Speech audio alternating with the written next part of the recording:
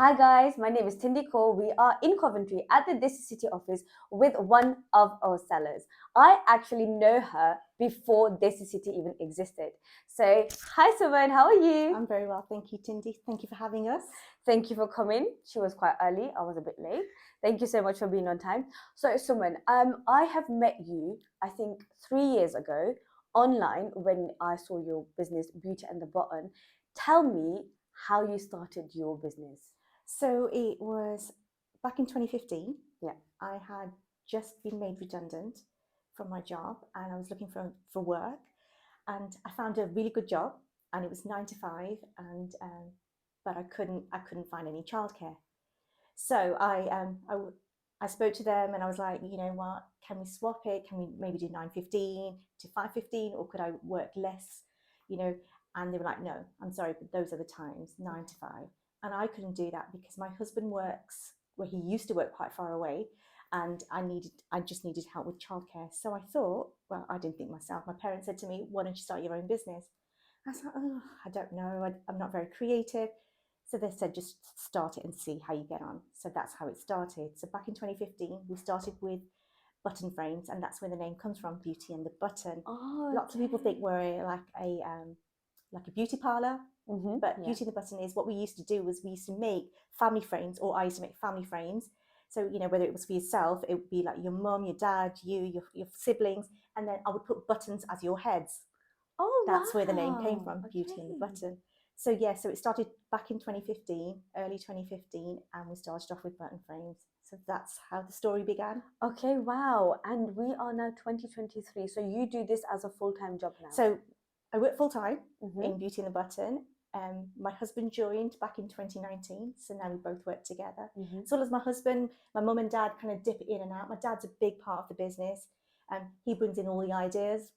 Okay, wow. That's So amazing. when we started off with the button frames, you could only take it so far, and I think I got a little bored. So my dad was like, "Oh, but Suman, why don't you do some spiritual stuff? You know, spirituality is quite big in our household, so why don't we try that?" So that was the first Guru Nanak Dev Ji picture that we did, which is this one. Amazing. And so we introduced those. We introduced seekers and frames into our business, and yeah, and it's just gone from there. Okay, amazing. Now, of course, I love the idea and I love the frames and I love your products. You know this. But of course, when you try and integrate something spiritual, something religious in your business, how did you feel this impacted the surroundings around you? How did people react? So it's always hard to introduce anything religious, Yeah. because you know, well, you'll know why, and there's just so many barriers to religion. So what we wanted to do was, we didn't do it on religion, we did it on spirituality. Okay. So we based it on spirituality, that we wanted to bring um, spirituality into the modern home.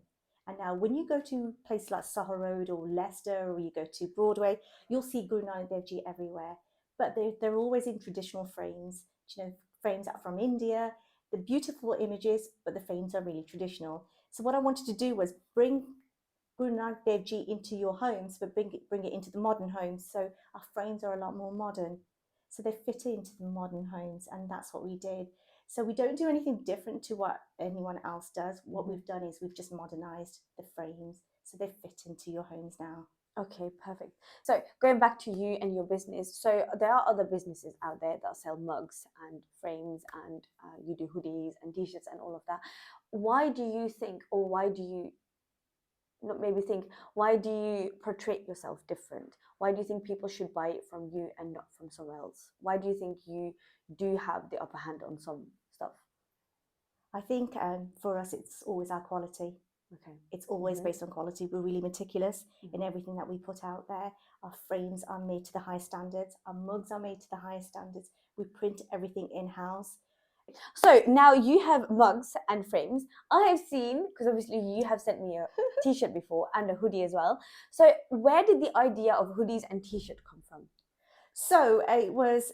So we started off with our mugs. Yeah. And the mugs came.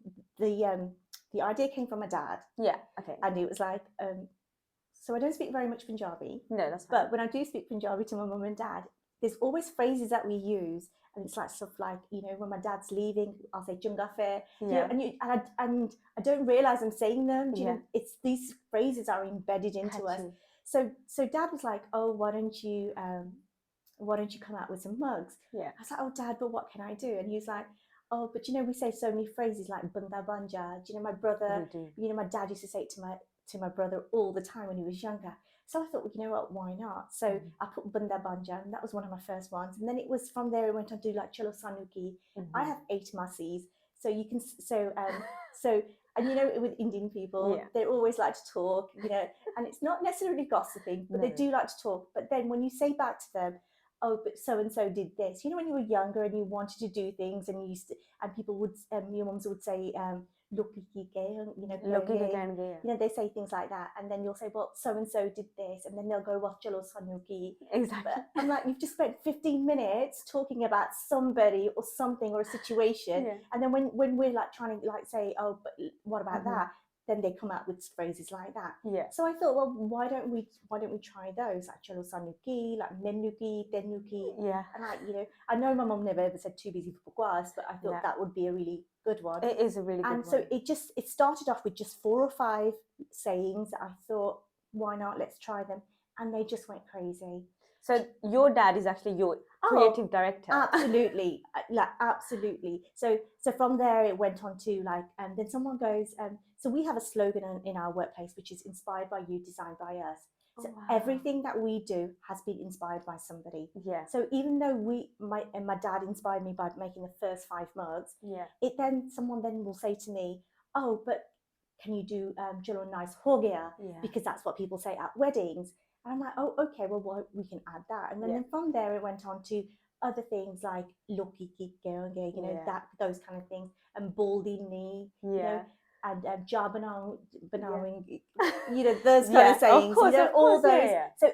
So the range has then grown from 5 mugs to like over a couple of 100 mugs, Yeah. just by people saying, "Well, how about this? How about that?" So we had the mugs, we had the frames.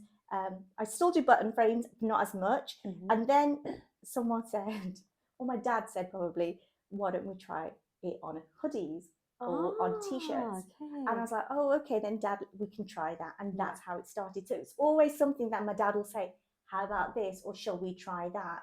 And that's how it always goes. That's amazing. And so the fact is that even though my dad's the inspiration behind most of the business, Mhm. and it's always like, "Oh, dad, I don't know if we can do that, if we can make it, because unless I can make it, I won't put it out, because Okay. I don't want to. I don't want someone else to make it and send it to my customers and pretend to be me." Because a Okay. lot of customers do, a lot of businesses do that, which Yeah. is fine. You know, they use Mhm. companies like Printfee and Yeah. Redbubble and things like that, who print their items for them. Yeah. So because of that reason, unless we can make it ourselves, we won't sell it. So we can do t-shirts and we can do hoodies, and that's how it just keeps growing. Okay. So inspiration wise, we were talking off camera. Remember, you sent me a mug, Dorpetemu. So can I say like that I inspired you to make that mug? Absolutely, absolutely. Because I had a mug called Fitimu, Yeah. because everyone knows that saying, Yeah. but I had never heard your saying. Like Okay. literally never heard your saying.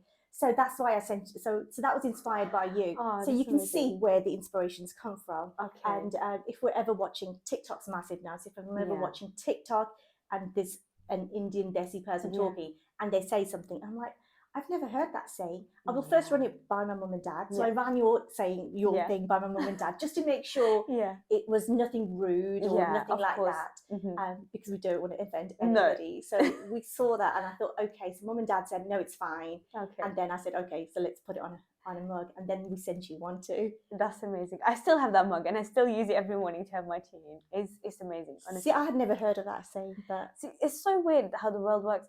Now, so we are all Asians, right? And an Asian starting a business. What do you think that you would have done different now that you've been doing this for so many years compared to 10 years ago? well, 10 years ago, I didn't know anything. Okay. I didn't absolutely know anything, and there wasn't very many small businesses like me. Yeah. Back in when I started. Now Yeah. there's so many. Yeah. And it's really daunting. I just started it from home. Yeah. Okay. From my kitchen, from my dining room table. Yeah. Wow. And I just wished I knew you know, like where to get things from, you know, where the suppliers were from, Mm-hmm. just small stuff like that that I just didn't know. I didn't know anything about marketing. Yeah. I knew that I needed a Facebook page. When Yeah. I first started, there was no TikTok. There was no TikTok at all. So I knew Wow. needed a Facebook Yeah. page, and I know I needed Mm-hmm. an Instagram page. Yeah. And the hardest thing for me was probably finding the business name, Wow. Beauty and Oh the Button, yeah, of because course. you can't do anything until you have a business name. So I was Mm-hmm. like speaking to my daughter, who was quite young at the time, and Yeah. she was like, I was like, what do we do? And hence the name Beauty and the Button came because Yeah. of the button element. But Mm-hmm. finding a name is really hard. It is. It's not easy. I was wondering where it came from, but you already explained Yeah, it. so So finding a name was really hard. And then mum and dad used to help me, and dad, keep coming back to my dad because he is such a big figure in this whole beauty, oh, but he doesn't like to. yeah. Um, I did ask him to come with me, and he's just really shy.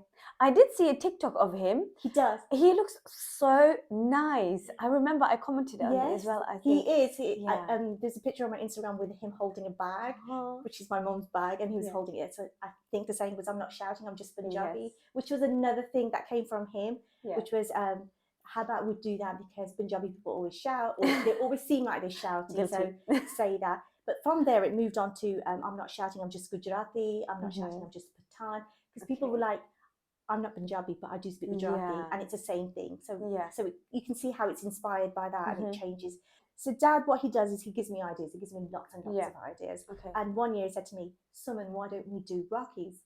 And I was like, Oh, Dad, I never thought of that because we celebrate it every year, yeah. and everyone gets their Rockies from India or Mhm. from Broadway or Soho Road. Why don't we do our own? I Yeah. was like, oh, that's a really good idea. How do we do it? So he was just like, so he gave me some ideas, bought me some Rockies, and then from there on, it's been about 5-6 years now. We do our Rocky collection, our own Rocky I need collection, some, so I'll order and some. but what we do is they are a little pricey, Mhm. and the reason why they're pricey is because they're individually wrapped on cards, so they all have messages Oh. on them. But yes, it was all inspired by him, and now we source our own Rockies, Mhm. or Rookies, should I Yeah. say, and it's our biggest event of the year. That's amazing. So we're quite event based, or we're quite seasonal. So Yeah. we're really busy in February because it's Valentine's and then Mother's Day, and then now we're really busy for Eid. Yeah, of course. And Yeah. and not only is it Eid in April, then there was Mhm. this Eid coming up on the 28th of June, Mhm. and Father's Day, and then straight after Father's Day and Eid, we then go into our Rakhi collection, and then Rakhi's really quite busy for us.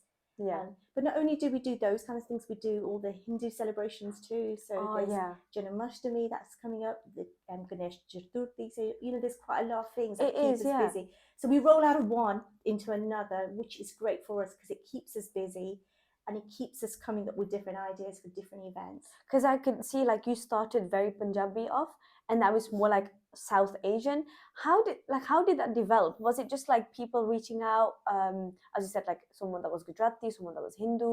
Like, how did it start? Because now you're covering a lot of holidays and We started off with Sikhism. yes, And we okay, started with the Guru Nanak Dev Ji's, and then we did the Guru Nanak Dev Ji's and Guru Gobind Singh Ji, and that is our most popular frame right at the top. okay. This is the one we started off with, and then then I started doing the Mool Mandir for children. Okay, yeah. So we do a Mool Mandir for children, and we put their name in there, and it's a great gift that you can give, for Lori, or for when they're first born. So then I thought, well, actually, Hindus have the same kind of thing, Mm-hmm. which is equivalent to the Mool Mantra. We have the Gayatri Mantra. It's very similar, and why can't I do that for children also? Okay. So that's how it happened. So I started off with the Mool Mantra for the children, and then it went on to the Gayatri Mantra for the Hindu people, and then from there it just went on to what do Islamic people do for newborns, and they've got the 5 pillars of Islam. So we started doing that, and then from there I thought, well, why am I just restricting myself just to Sikhism? Mm-hmm. Why don't we? There's a lot of spiritual faiths out Exactly. there, so why don't we do it for all spiritual faiths? Mm-hmm. And that's what we do. The only thing that we haven't kind of cracked is probably the Christianity market, Yeah, which is we're finding a little bit more tougher than all the others, but our spiritual frames are doing so well because they have the quality of them, and then the kids frames have the personalization, which everyone likes personalization. it is. It's true. Like I even like it. Like if I have a mug with my name on, I'd be just happy for no reason. It's just, No, it is. it is. And I think it was the reason why I started was, well, as well as with my dad, was because we would go to shops, and you'll know this. You'll go to a shop or you'll go to a seaside resort. You'll never find anything No. with your name on there. Exactly. You'll never find. And I thought to myself, like, I just want something with Suman on there. Do you know, when I Yeah. was younger, I just wanted something. I wanted a water bottle with Suman on there, or I wanted something, because I don't know if you're like this, but they always made us feel embarrassed about our names. Left out. Do you know, we always Yeah. felt a bit Yeah. like they would say, and it took me a really long time to say, oh, my name is Suman, because it would always be, oh, my name is Suman, and it's not Suman. No. Do you know? And people would call me Suman, and Yeah. I'd be like, that's not my name. My No. name is actually Suman. But sometimes you don't want to correct people, because No. you're thinking, oh, do you know what? I don't want to be the only one out. And you want to fit in as well, right? You want to fit in, Yeah. and it's a big thing about fitting in. So that's Yeah. what it was. So I never ever corrected anybody, and it was only until my 20s that I suddenly decided, actually, you know what? My name is Suman, and I want to be called Suman. So talking about mental health and talking about not fitting in, when you started your business, right? And obviously we are Asian, but we live in England, and we have to fit in with English people, but we have to fit in with the Punjabi people as well. What were the struggles around that when you started it? How do you feel like people around you, obviously your family was very supportive, but your friends maybe, or like people that just saw you on the streets or that you used to work with, how did you feel they felt about you at that point? So in terms of my family, Yeah. massive support. My mum and dad are my biggest supporters, and I think that really helps. I think my husband really helped too, because he wasn't part of the business, but he really supported me, and it really worked, and it really helped me, because being a mom, and having two younger kids, and not being able to go to work purely because I couldn't fit it in around the kids, was a really hard thing. And I wanted to kind of be a stay-at-home mum, but I also wanted to have my own money, or, you know, be able to contribute. Independent. Yes, so that was that. But in terms of support from other people, they always say, you know who your friends are when you first start your business, you know, because that's who you know will support you. Yeah. And if I went with my supporters, I'd probably never have started my business. You know, I just wouldn't have done, because you think that you think, oh, I'm going to start a business. I have a massive family, which I do, because I have 9 Massies. You know, I have a really, really good family, and my dad's side is really big too. And you just think, do you know what? I'll just be kept busy with them. Yeah. I won't need any new customers, because I'll just be kept busy with them. And then you soon realize that actually it's people that know you, that don't know you, that support you the most. Yeah. And I think that's what I found. And they do dip in and out, my families, my extended families, and they do, you know, they are very supportive, but it's the people that you don't know that support you the most. It's so true. That's really, really cool. How did you, because obviously you make TikToks, you make Instagrams, you make Reels and all of that, you're exposed by a lot of people, you've got a lot of followers, people always hate. How do you not get offended, or how do you like not get hurt by it? Because obviously there are haters out there, right? There's loads of haters out there. And so one of my struggles is content creating. Okay. So I struggle because I love your content, by the way. Thank you. So one of my struggles is content creating, because we spend so much time in the business that we can't work on the business, and any new ideas you have to kind of work on the business. And because me and my husband are so busy making everything, it's like, oh, do you know what? Sometimes we just need a break, and it doesn't come. And on top of that, I need to content create, because unless I content create, you'll know this, no one's going to know you. And I want to be known by every Asian person.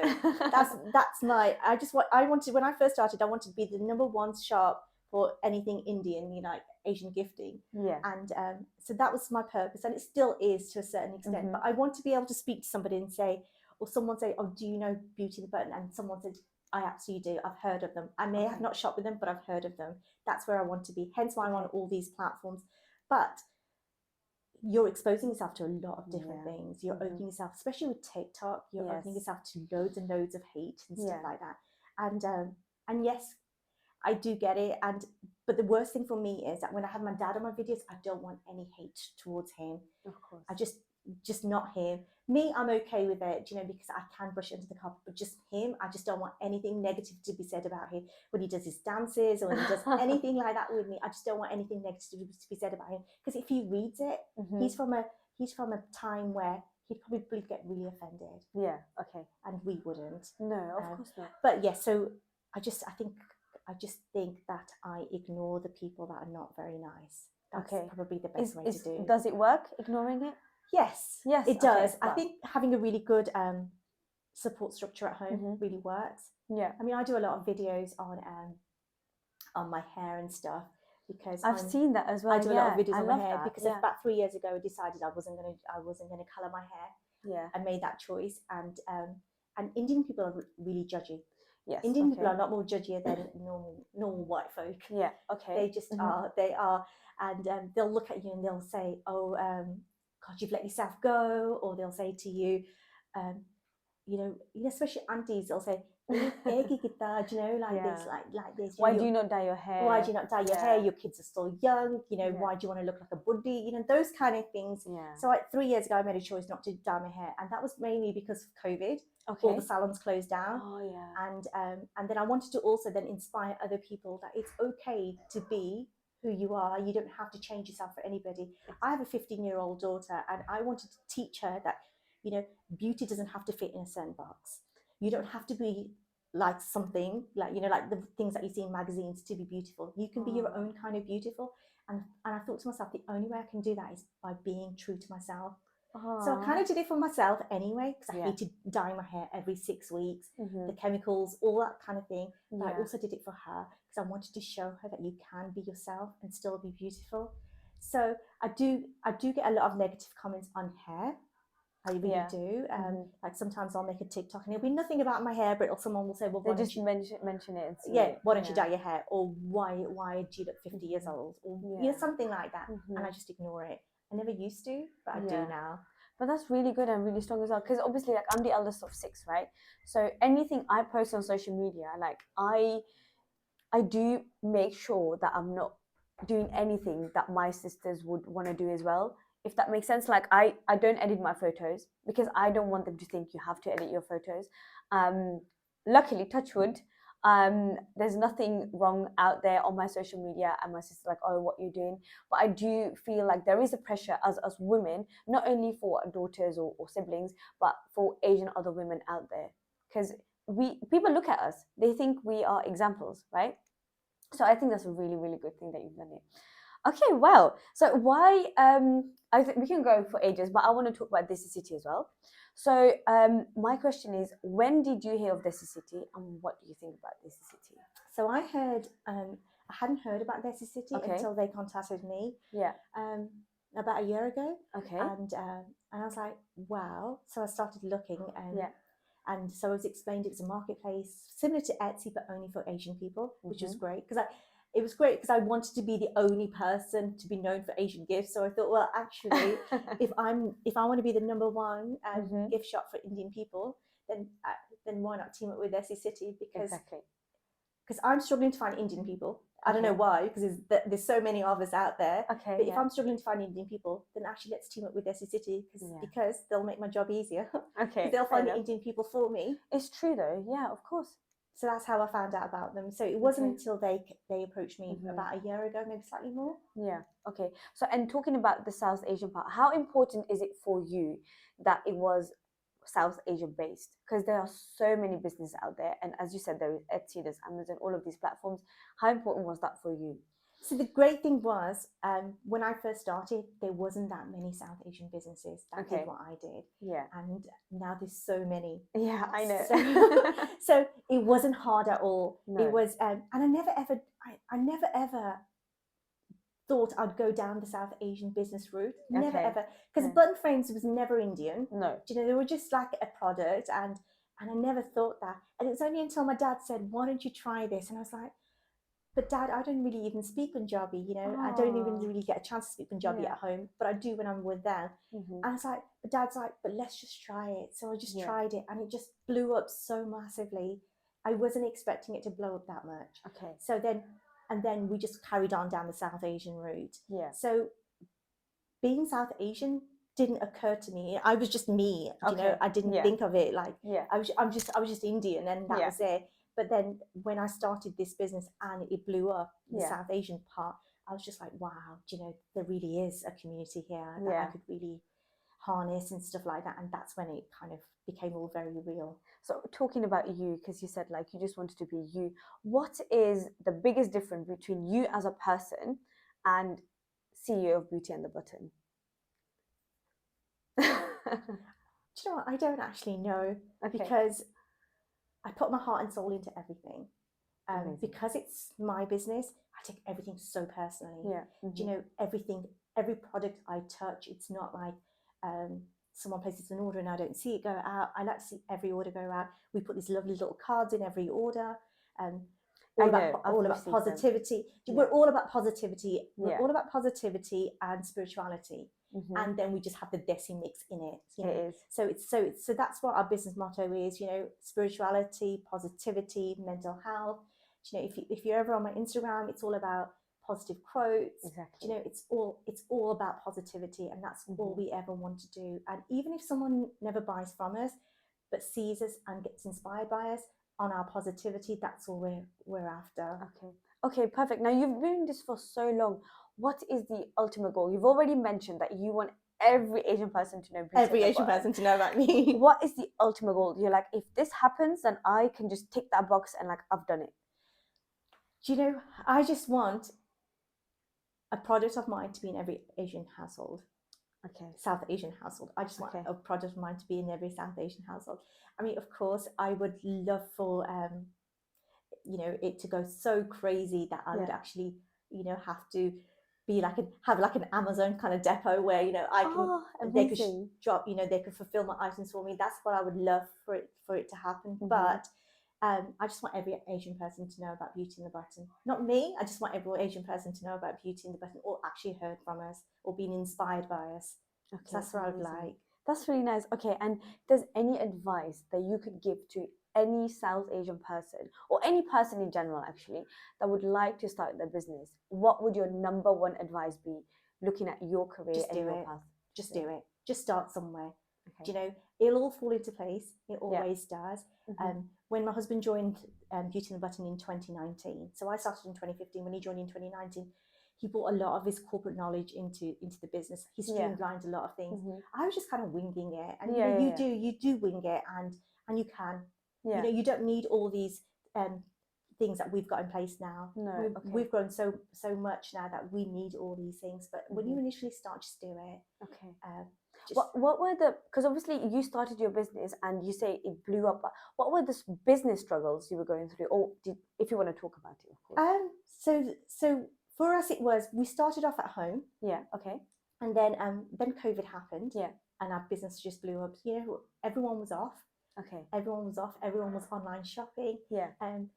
Everyone was on furlough. Okay. So Yeah. me and my husband suddenly thought, oh, do you know what? We had to homeschool, Yeah. and we couldn't do that because our business was so busy, Okay. and we just couldn't make it work from home. So we bought our first premises, Amazing. and so we've been in those premises since. Yeah. But that was a real big struggle because we Yeah. suddenly we just couldn't make it work, and I had no work-life balance.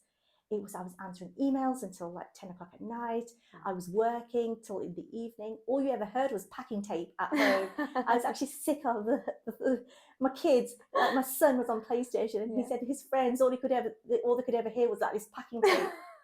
And it was because we were all packaging all the time. Yeah. And I felt like we didn't have a work-life balance. Now it's great because we go to the office, we drop our kids to school, we get there at 9 o'clock, we finish at 3. So it's a real cushy job. We finish at 3, pick up the kids, and we come home and we don't do work at all. Okay. I don't answer emails on the weekend, which is a real struggle because I'm really tempted. I'm really tempted. I'm really tempted. But I'll tell you what happens is I'm really tempted to read my emails, and then someone will say something that isn't very nice. Or someone's received something that's been broken, which is very rare, and it just ruins my day. Yeah. It ruins my day and it ruins my weekend. So I've decided 5 o'clock on a Friday, switch off my emails, and because that's what you would do in a corporate job, wouldn't you? You wouldn't go back in until Monday. So now I switch off on Friday at 5 o'clock, and then I don't start until Monday 9 o'clock because I want to be present for the children. Because what I find more than anything, which is a struggle, is not being present for the children, and they're growing, and my daughter's 15. Doing her GCSEs, and my son's 11, going to high school, and that was a struggle. The struggle was not being able to be present in time because I was always worried about work. Okay. But you've solved that I've problem now. solved it. Okay, perfect. I do want to finish this on a positive note. So there are no regrets for you giving up your corporate job No, for this? not at all. No? I Okay. absolutely love what I do, really enjoy it, and it makes people laugh. Every time I get a message or any review saying, you know what, your mugs brought a smile to my nanny's face, or to my Oh, massie's face, it's the best thing that could ever happen to that's me, brilliant. and that's what I ever wanted to do. Okay. Suman, thank you so much for coming all the way from Wolves, or where did you come Yeah, from Wolves. From Rules, and being early and talking to me. And I wish you all the best with the business. And yeah, thank you so much. Thank you.